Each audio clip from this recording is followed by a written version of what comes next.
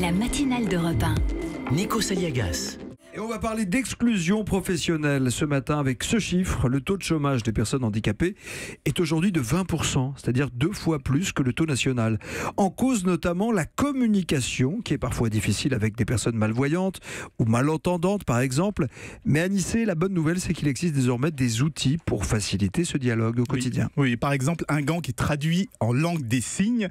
J'ai vu une démo, c'est vraiment impressionnant. Il y a des capteurs à l'intérieur qui vont interpréter tous les mouvements de la main et prononcer les bons mots, les bonnes phrases. Ça s'appelle le gant Bright Sign. C'est encore en développement et ça devrait enfin permettre de lever la barrière de la langue des signes. Alors, est-ce qu'il existe à l'inverse un outil qui pourrait convertir ce qu'on dit c'est-à-dire le contraire? Le contraire, oui, ça existe, mais pas en langue des signes.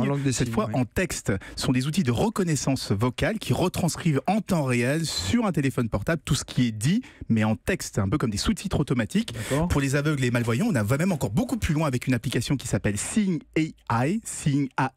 Elle utilise le téléphone portable cette fois comme une caméra parlante. Donc, il suffit de le pointer vers quelqu'un et elle va vous dire devant vous, il y a un homme, la quarantaine, des lunettes avec des écouteurs sur les oreilles qui est en train de vous faire un sourire. Ça reconnaît aussi les panneaux, les billets de banque, même les notes qui sont écrites sur un post-it. Donc ça peut vraiment aider tous ceux qui ont des problèmes de vue.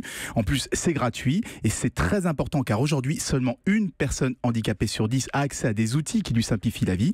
La bonne nouvelle, c'est qu'avec les portables et l'intelligence artificielle, ces outils vont devenir moins chers et plus accessibles. On le souhaite à Nice, merci beaucoup. Et puis, il faut savoir qu'en France, 514 000 personnes en situation de handicap cherchent du travail aujourd'hui. Si vous cherchez du boulot, si vous considérez qu'on ne vous a pas répondu, que vous n'avez pas les moyens de vous faire entendre, envoyez-nous un tweet ce matin avec le hashtag Europe 1. On le partagera sur le compte Europe 1 et le mien aussi, Nikos Aliagas. À Nice Mbida, l'innovation qui nous connecte, c'est tous les jours à 7h25.